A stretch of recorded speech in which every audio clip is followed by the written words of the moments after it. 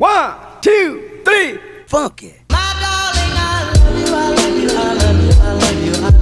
Hirveän kauan kerennyt ole täällä Bukharassa, tai silleen, että on kävellyt oikeesti täällä kaduilla. Niin täytyy sanoa, että aika hyvä meininki. Mä en tiedä, miten te kuulette mun puhetta tän musan takaa.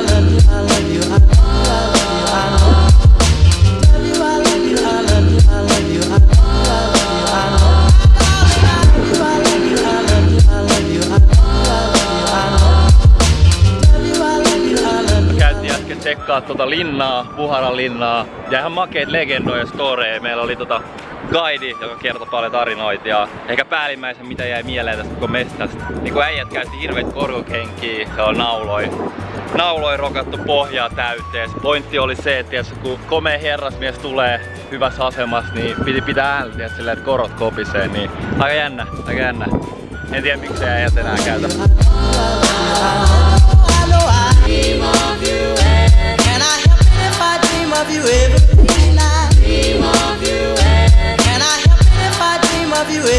Menen ilta Bukharassa ja ollaan just menossa kattoo tämän moskeijaa, missä on 4 minarettia.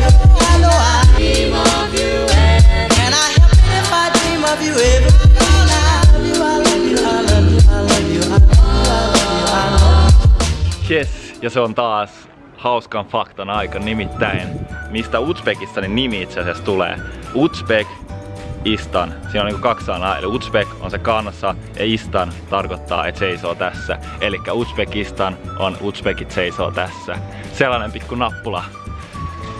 Hei nappula, kun nippelitieto. Toinen muuten hauska fakta, kun kävelee täällä Kuil, täällä niinku missä jengi asuu ihmisten keskellä, niin pitää. Tämä on semmonen hauska niinku kulttuurillinen juttu, että tavallaan, että mitä rikkaampi sä oot, tai ihmiset niinku arvostaa isoja ovia. Mitä isompi sulla on portti tai ovi, niin se tarkoittaa, että sitä varakkaampi sä oot.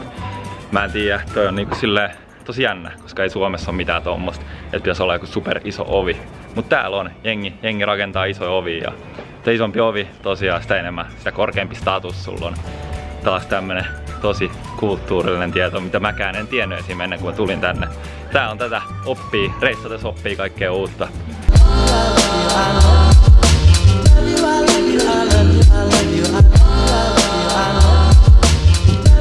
Jes, nyt on lehakki otettu päästä pois. Ollut ihan makea reissu oikeesti täytyy sanoa. Nyt nopea sellainen, jos verrataan Bukharaa ja Samarkandia. Niin onhan Samarkand on vähän semmonen bisneskaupunki. Siellä on enemmän sellaista niinku paikallista jengiä, vähän vähemmän turisteja jotenkin niinku näkyy katukuvassa, mutta sitten taas Bukharasta löytyy tämmösiä ihan öykkyisiä sisäpihoja. Täällä käy ketään muuta kuin minä. Ja mä vedän jotain monologia keskellä tätä toria. Mut joo, tosiaan Bukhara, aika makea mesta. Mä haippaan sitä, että täällä myydään joka paikassa sellaisia pieniä Aladdinin taikalamppuja. Semmosen mä haluaisin ottaa vielä messiin. Ja sitten jos mä saisin vaikka siitä pyyhittyä vai miten silitettyä oman pikku hengen, joka voisi toteuttaa mun kaikki toiveet, niin mä olisin ikuisesti onnellinen. Mut joo, anyway, Uzbekistan, ihan huikea maa. Voin suositella kaikille ihan täysillä, jos te mietitte jotain eksoottista paikkaa mihin tulla.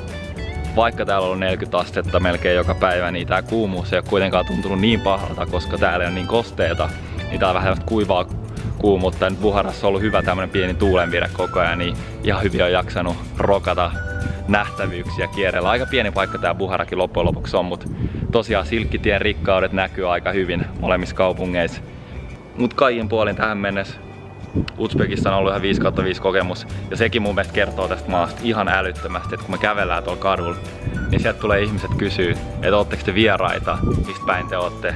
Sanotaan Moskovasta, mutta sanon aina Moskovasta, vaikka no, Helsingistä tavallaan ollaan, mutta anyway. Niin sitten jengi aina sanoo, että hei, tervetuloa tähän maahan. Et siis ei ole edes yksi äijä, joka on tullut sanoa, vaan niitä on niinku useampia. Joka päivä joku tulee kysyä, että jos ootteko te vieraita, jos ootte, niin tervetuloa. Et se on mun mielestä ihan älyttömän hienoa. Ihan älyttömästi matkustanut ja missään en ole kokenut samanlaista, niin mun mielestä se kertoo aika paljon tästä koko maasta ja vieraanvaraisuudesta. Ja tulkaa oikeesti tänne ja katsokaa omiin silmiin. Ette tuu katuun.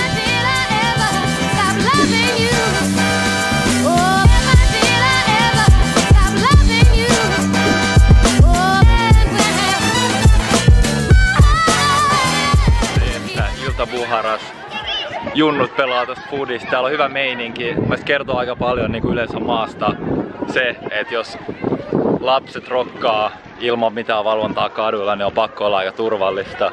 Täällä nää jengi pelaa vaan foodista ja haippailee.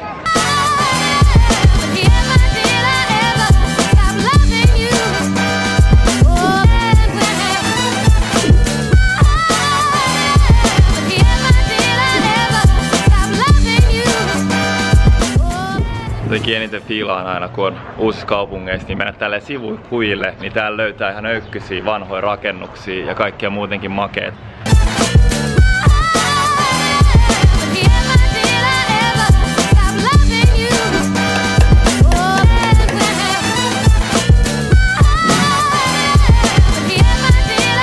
Tultiin tosiaan Bucharan vankilaan ja tässä on heidän niinku tämmönen ulkoilualue snaadi. Tossa käytiin äsken tsekkaa semmonen pug pit. Eli joku ötökkä kuoppa, mihin sit jengi heitettiin alas. Se on jossain tuolla. Ja joo, täällä nyt näytti vankila joskus 1500-luvulla. Toki tää on se niinku ulkotila, en tiedä. Tää museo vähän vaiheessa, tuolla vielä korjailtiin ja rakenneltiin kaikkia mestoja, niin paha sanoa, että nyt tää museo näyttää valmiina.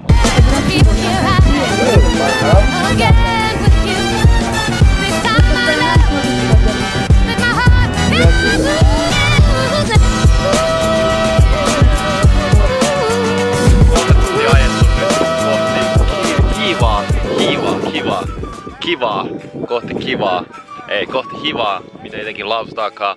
Ollaan tosiaan menossa silkkitiet pitkin, nykyään autotie. Ennen jengi on painanut kameleja täällä, täynnä kaikkea kauppatavaraa ja nykyään jengi painaa autoilla. Mut joo, vielä pari tuntia matkaa jäljellä. Makeet. Silmän kantamattomia pelkkää erämaata, vähän näkyy pieniä kasveja, autoja ja semi vähän, 40 astetta lämpöä, ihan huikea fiilis, Uzbekistan, nättiä, koht ollaan hivas. Saatiin just kuulla hyviä storeja hotellista, nimittäin koska täällä on ollut 50 astetta lämpöä viimeistä pari päivää, niin se lentokenttä, eli tuo Urgentsing lentokenttä, mistä meidän pitäisi lentää ylihuomenna kohti Moskovaa, niin on sulanut, tai se asfaltti on mennyt sille ihan aaltoilevaksi. Siellä oli kuulemma joku Turkish Airlinein lentokone, oli yrittänyt laskeutua ja oli kuulemma ihan keikkunut ja kaikkea, niin nyt se lentokenttä on suljettu seuraavan kuukauden. Eli pitää lähteä joku 4 tuntia aikaisemmin kentälle, mitä aikaisemmin, ja vedetäänkin ihan toiseen kaupunkiin Dösa-kuljetuksella, niin saa nähdä minkälainen story siitä tulee tai minkälainen episodi. Mutta toivotaan, että kerätään Moskovaa, koska olisi ihan nättiä päästä Suomeen ennen kuin jatkuu taas duunit.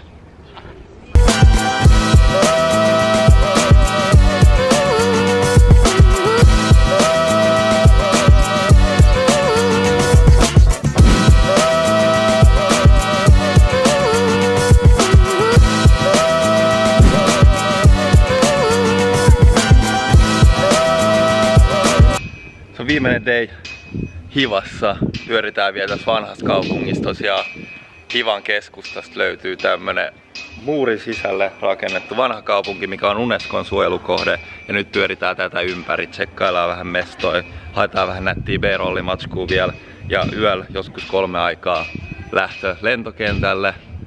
Semmonen kevyt yli 10 tunnin matkustaminen huomenna, niin ei että tekee hyvää. Mut sit toisaalta pääsee Moskovaan, pääsee sinne taas vähän rentoutuu 9 päiväksi ja sit se on takas Helsinkiin, nauttii toivottavasti viimeisistä hellepäivistä vielä ennen kuin syksy tulee ja tiputtaa kaikki lehdet. Mut nyt nautitaan vielä Hivasta ja tsekkaillaan mitä kaikkea kiinnostavaa täältä löytyy.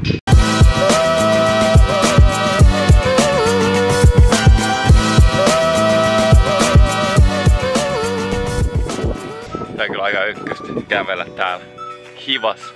Ja kuin vanha tää kaupunki on, mutta on tää nyt vähintään 500 vuotta vanha. Kävellä täällä muurin päällä. Sekä tällaisia näköaloja. Mä tiedän. Kyllä tämmöisissä paikoissa aina on sellainen fiilis, että kyllä matkustaminen on nättiä ja on kyllä etuoikeutetussa asemassa, että pystyy matkustaa. On syntynyt semmoiseen maahan, missä oikeesti saa rahaa sen verran, että sä pystyt lähteä tekemään tämmösiä. Että on tavallaan, niin kuin sanotaan, se lottovoitto syntyy Suomeen.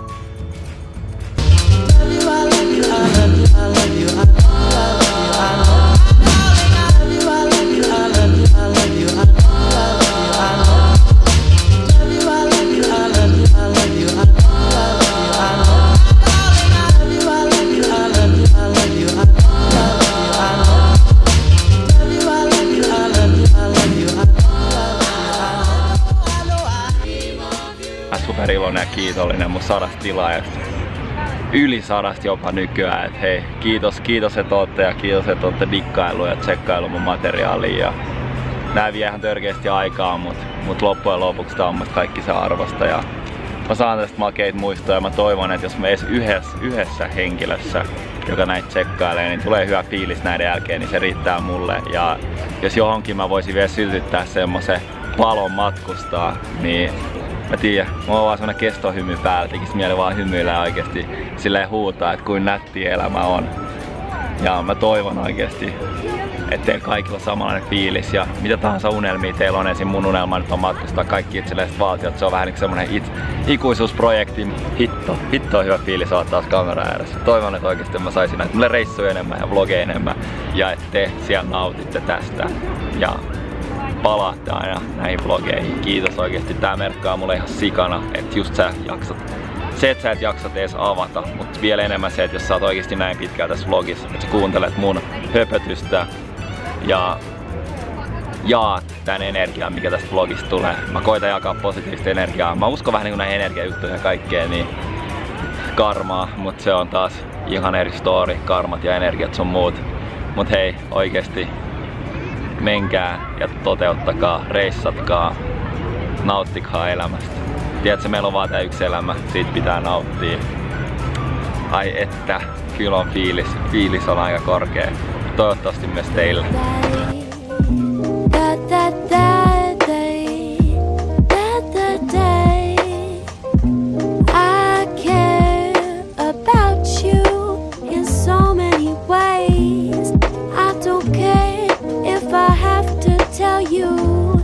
Every day I know we both made some mistakes, and I can still taste your lips and your hands on my hips, tracing my skin with your fingers.